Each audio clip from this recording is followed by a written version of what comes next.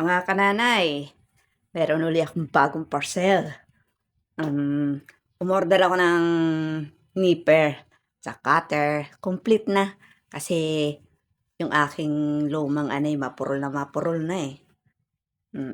Kaya bumili tayo ng bagong nipper para sa aking ingrown. Minsan masakit kasi yung paa ko. Hindi ako nakakapagpalinis. O tinatamad ako. Kaya bumili tayo bago para maganda yung ano niya.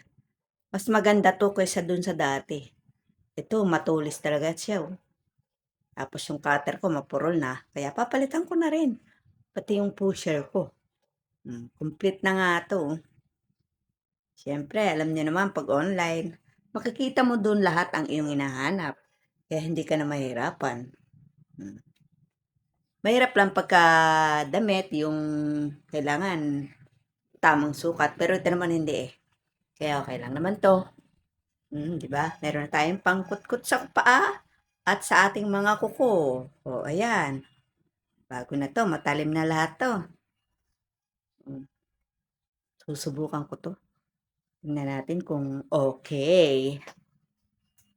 Oh, don't forget to like and share and follow mga kananay.